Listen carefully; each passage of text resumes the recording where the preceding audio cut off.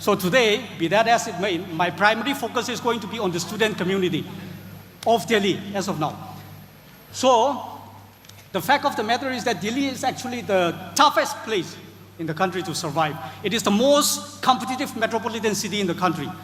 It's really, I mean, the environment is actually really tough. You know, it's like, I get it, I've been here. You know, I live here for about 6 or 7 years, so it's a really difficult place to survive. So what should actually be the coping strategy for the young students out here? Now, what I'm trying to say is, just as you are emotionally and, shall I say, spiritually anchored, or shall I say, let's say, you know, saved or redeemed by the true and unconditional love of your siblings or your parents who are actually at home, you should actually draw that, you know, sustenance, confidence, satisfaction, assurance or reassurance from, shall I say, the basic touchstone or the core of the political philosophy, which actually says that you are not actually refugees here in Delhi. You have your homeland. And as our Godfather always said, we are actually not lost people. There is this one place in the corner of the earth that we actually call our home. So obviously, we are not actually refugees in Delhi. Now, to the student community, basically, you know, I'm not going to be pretentious, or I'm not going to be delusional, I'm not going to be self-indulgent, thinking as if I'm in the possession of that great moral authority or that of the legitimacy to actually provide some, you know, life-enduring lessons for the adults or the senior members of the community who are actually gathered here. But my primary focus is going to be on the student community starting from the age of 20 to, let's say, maximum 30, okay? So what I'm trying to tell you is this. We have a great legacy. The Tangkhuls actually have a great legacy. Why I say this?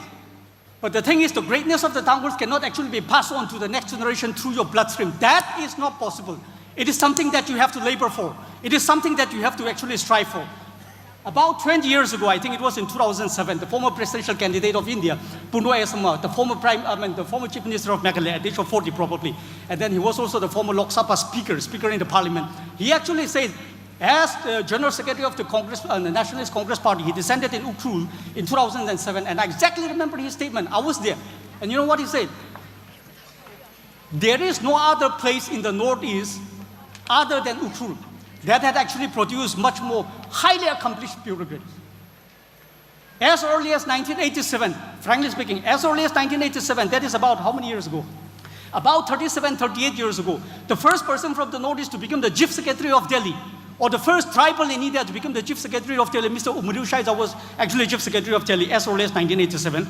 And for the sake of, you know, some of the ambassadors and the foreign mission officers who are actually here, the Indian tribal population is above 100 million. That is about 1/3 the US population. It's a big population. The competition, the sea of, you know, competition is actually very vast.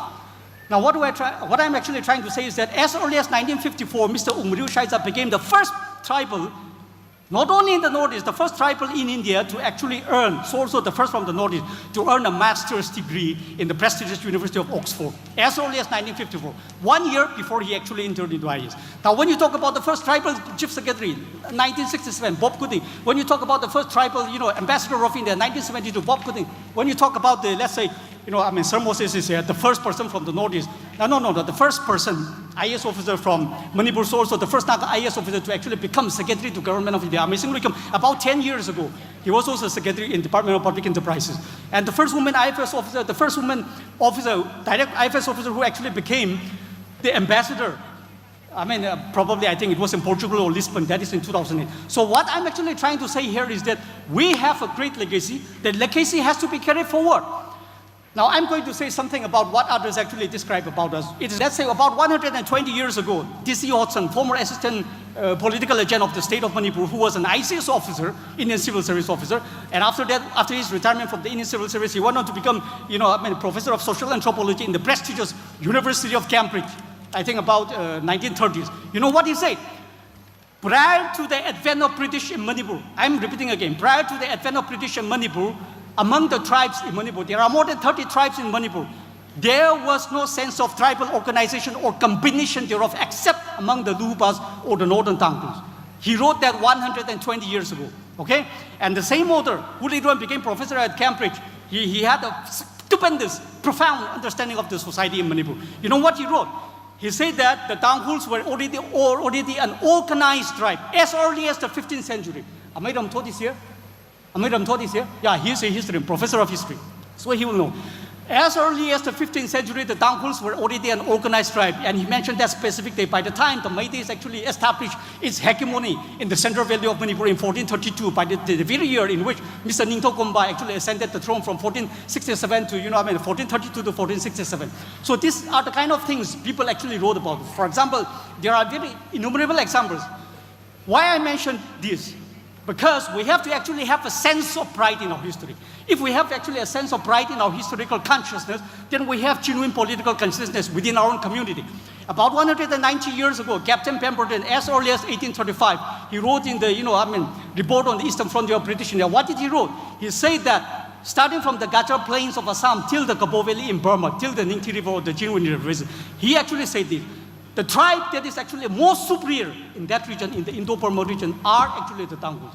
These are not my words. These are not my words. About 170 years ago, William McCulloch, the person who actually served as the political agent of Manipur for about 22 years, he was an ICS officer. He served as a political agent for 22 years. He actually married into the royal family of Maharaja Narsingh, who ruled from 1844 to 1850 for about 6 years. You know what he said? And when he wrote the book in 1859, 170 years ago, he was actually even including the Angami Nagas. In Manipur, they are known as the Jiname Nagas. You know what he said? Of all the tribes in the region, the Tangkhuls are the fiercest. Exactly. The Tangkhuls are actually fiercest. About 140 years ago, James Stone, the former political agent of Manipur from 1877 to 1886, you know what he said? The Tangkhuls were so famous in the 18th century and even in the 19th century that people on the other side of the Burmese plains, that is in the Kabo Valley, as far as the Ningti River or as far as the Jinwin River, used to tremble at the sound of their names. See? That's how people actually talk about us. Now, why I'm actually saying this, you need to have a sense of pride in your history. You have to awaken, the dormant spirit that is actually inside you. Where is this? Mr. Roque, I think Mr. Roque is the National Secretary of the National People's Party. I thought he is coming. Is Mr. Roque here? Yeah. 2.5 years ago, he actually sent me a video. It was a podcast video.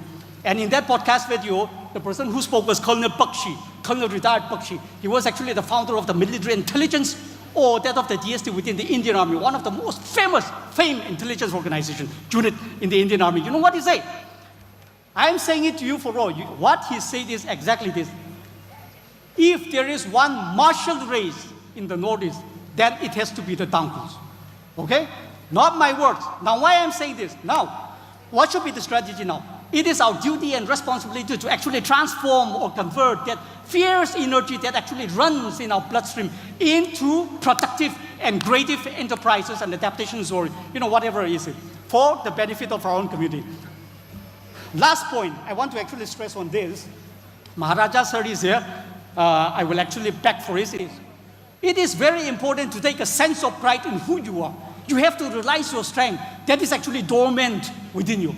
About 120 years ago, a very famous Bengali journalist, I will not mention the name, he started a conversation. He accosted me and started a conversation. And then he was the deputy chairman of the All India Radio Shillong. You know what he said? He said, among the tribes in the northeastern region, Manalo, please, among the tribes in the northeastern region, the Tangkhuls are actually the most intelligent. Not my words. Not my words. These are the words of some Bengali journalist, a neutral observer, okay? So, please, for the student community, you have to labor hard, you have to work hard. See, the thing is, the very fact that we're actually doing very poorly in the last decade, especially in the competitive exam, this is unforgivable. There is absolutely no excuse for the very fact you don't come here to Delhi to play. You don't come here to sing around, dance around, to just walk around. The easiest thing that you can do is to walk around. You can walk from North Delhi to South Delhi. Some of my friends used to do. What they are doing? They are already 40, 41. They are not even married. They don't even have a job. If that is the kind of life that you are looking forward to 10 years down the line, 15 years down the line, go ahead. You are not supposed to relax here. You are not supposed to relax here. This is not your home country. You are here to study. Some of your parents are sweating 9 hours, 10 hours every single day in the battlefield to send you to colleges here. Don't pretend as if you are from rich families and study. That is the work of a student.